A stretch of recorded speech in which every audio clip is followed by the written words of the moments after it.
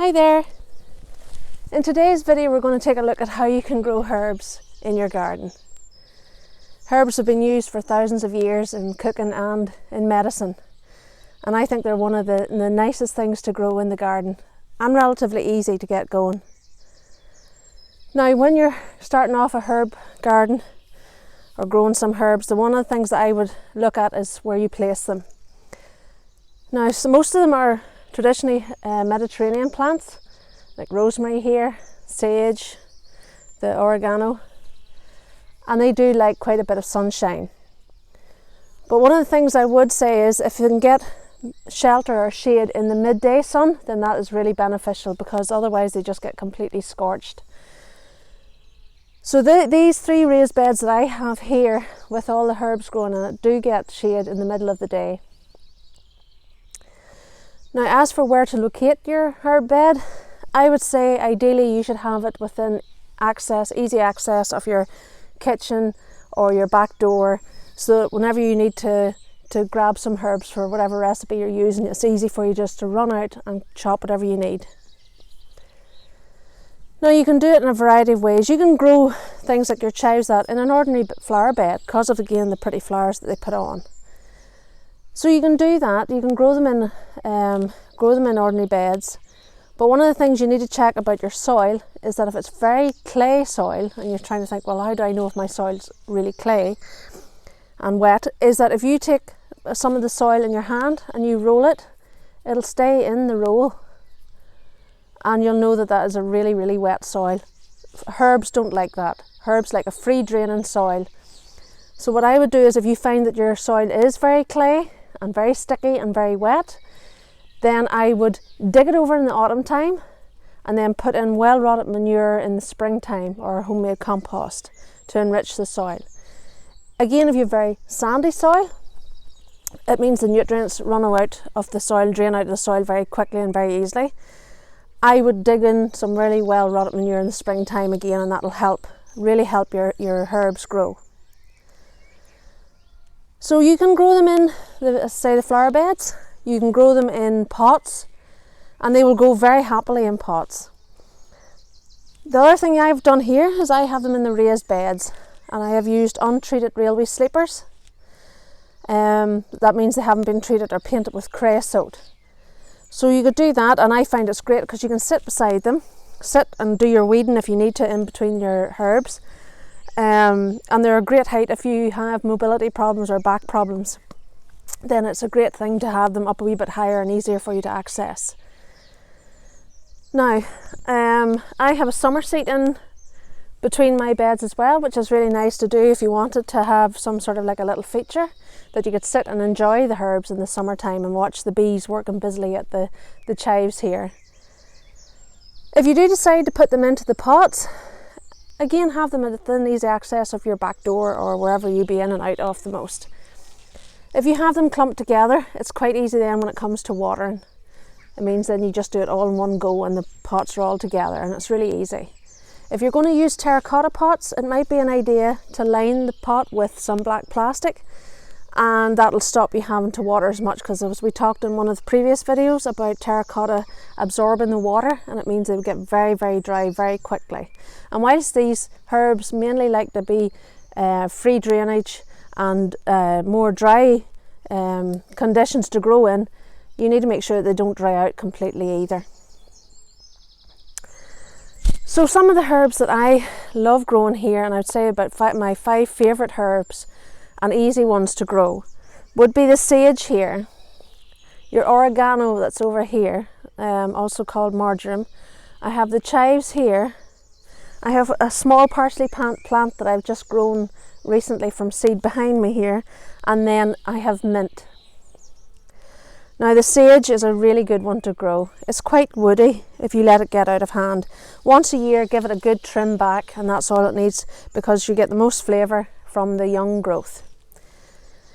I haven't grown very many herbs from seed, I have to be honest, because I think it's so much easier to go out and get the little plants and put them in. Germination sometimes can be a bit of a problem for parsley and things like that. It can be 6 weeks before it germinates, so you want to have the plant already to go. I mean, it's far easier, far easier. But if you have a bit of confidence and you have a bit more skill, then try growing them from seed. That's not a problem. The sage is great for cooking with. I absolutely love it. And I say I have it here in this bed. It's as happy as Larry. It's been in here maybe 4 or 5 years, and I just cut it back once a year, and that's it. The oregano, this one, the variety is a golden variety. The same with the sage too. You can get different coloured leaves. There's a purple one and there's a golden and green one as well. If you want to have it for decoration too, it's quite pretty to look at. But the oregano is a really good herb to have. You can see it's a mound. It grows sort of like a mound, so it doesn't get too tall, and it would do well at the front of a bed if you wanted to. You cut it down in the winter time. It sort of dies back every winter and then comes back again in the springtime. Normally you would try and get the leaves off it and dry the leaves, and that's a very easy thing to do. You just chop, I mean, some of the oregano, just take some of the leaves like that. You take a good bunch, tie them like that together with an elastic band upside down so that the oils all run into the leaves. Put them inside a paper bag, tie the paper bag and hang it up somewhere warm, somewhere dry. And within about 4 or 5 weeks, maybe 6 weeks, you'll find that all the leaves have dried and will fall off easily into the paper bag, and then you can use that with it for your cooking then all through the winter time for flavouring, especially for anything you're using with tomato, garlic, chilli, things like that. The oregano is lovely, and it would primarily be used as a dry herb, although you can make tea from it, from the leaves. Chives, if there's an easy herb to grow and start even with kids, this is the one to go for. Chives are absolutely brilliant. There's 2 varieties of chive you can grow. This is the common one, or there's the one called the Chinese or garlic chive. It's a wee bit slower to get growing, and it's mostly used in Chinese cooking. This is so easy. It's part of the onion family. You can use the stem and you can use the flowers. I'm just going to take one of the flowers off here and show you that each one of those flowers, I'll come a wee bit closer for you to see, each one of these little individual flowers here, can you see that? Each one of those, you can actually eat the flowers, and you could put them into a salad or on top of a soup or something for decoration. It's really, really nice, and they actually have quite an oniony flavour as well. It's a fantastic plant for your pollinators. At the minute, I don't know if you can see, but there's tons of bees, butterflies, and everybody comes and enjoys this plant. I would divide it every couple of years. Just take a spade and divide it. Normally what you want is a clump. I don't know if I'll be able to pull out without my spade, but you'll find that there's little bulbs at the bottom of this. And what you'll do is you'll take about 5 or 10 little bulbs out of that, and you can move that and plant it up wherever you want, whether you want to put it into a new pot, or if you want to give them gifts to friends or whatever, you can do that quite easily with this. You could chop this is about 30 centimetres or so in height of a school ruler. You could even cut that down to about 15 centimetres height, to half its height, and it will still come back, keep coming back. That is really all it takes. There's absolutely no care or attention. I mean, they look after themselves primarily, and I absolutely love them for the fact that the bees and that be sitting here all the time. And again, you could put that into a flower bed without any problem. It's so pretty and it'll grow quite happily. Now my parsley I have grown behind me here. There's 2 varieties of parsley you can have. There's a curly leaf and a flat leaf.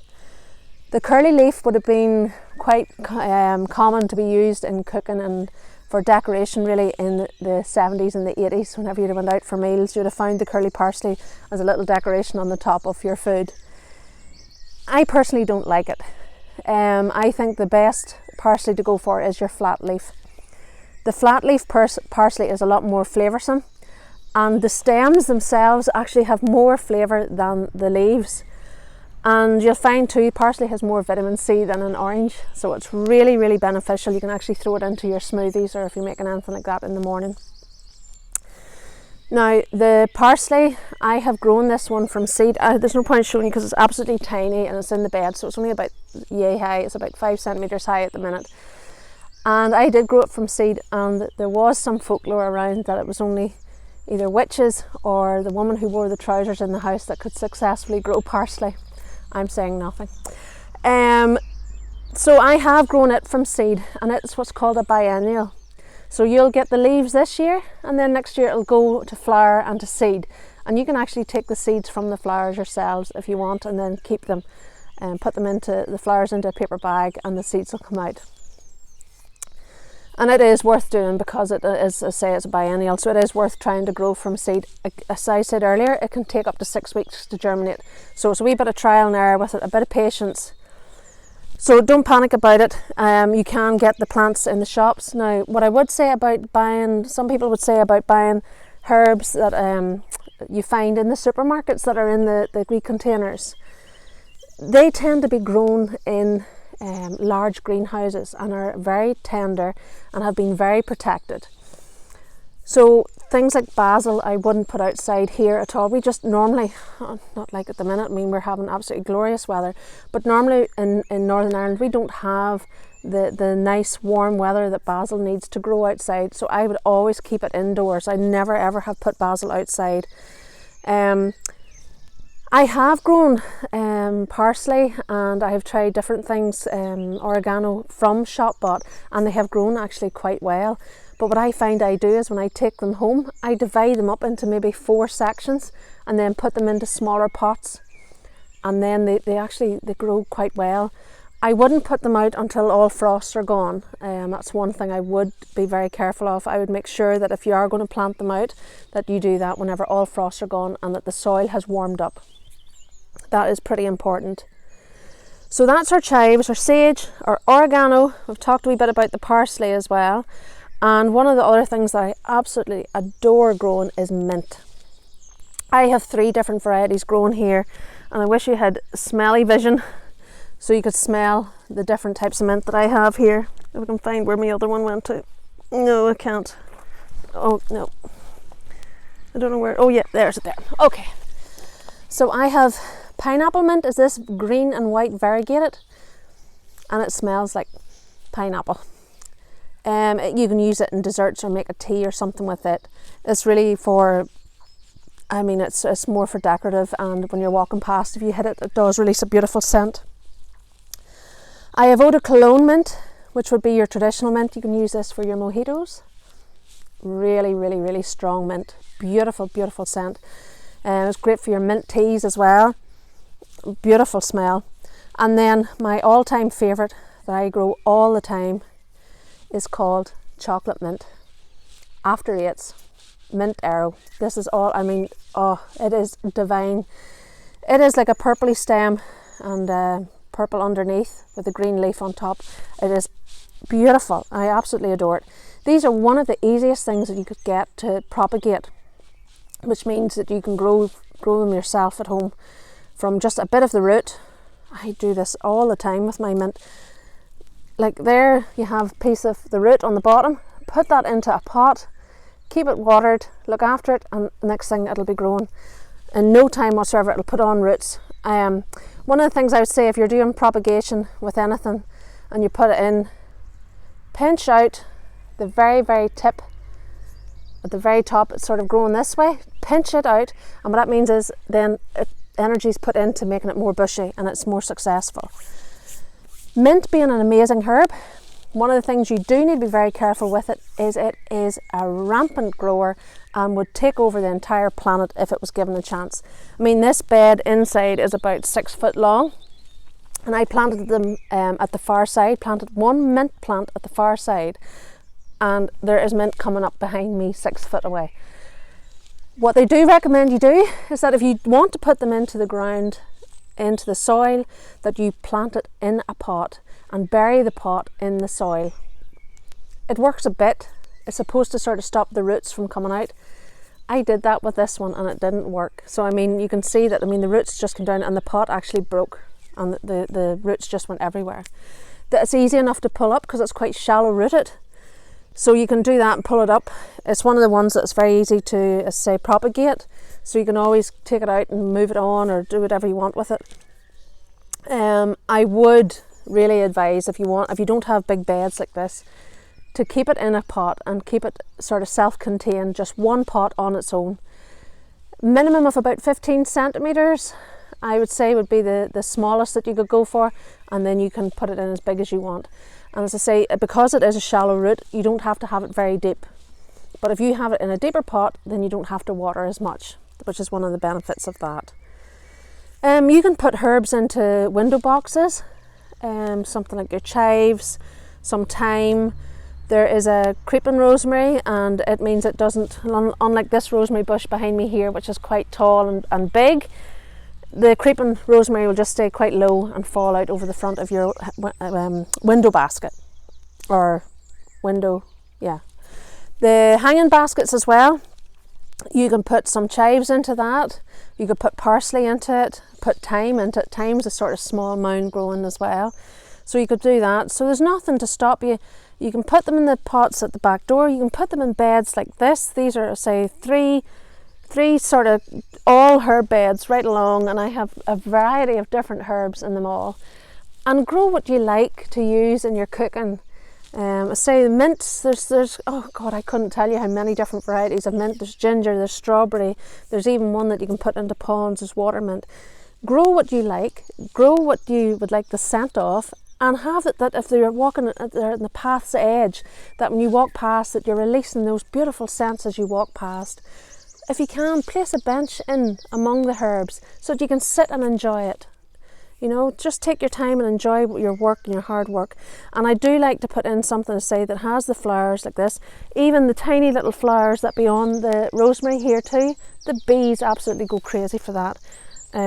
So have things that you like to have in your foods, say your sage. The chives are an absolute wonder. I mean, you can use them in so many different things.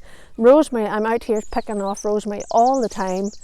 I have lemon balm, I have dill, I have the pineapple mint, I have lavender. I have lavender in pots at the door too, and it's gorgeous. And I have thyme, I have parsley, and I have the Cologne Mint at the very bottom as well. So, and to say, herbs are just a beautiful thing, a beautiful addition to the garden. So I hope you do try and get out there and buy some herbs or grow some from seed if you feel confident enough, and have a go and have some gorgeous scents and some beautiful herbs in your garden. Bye.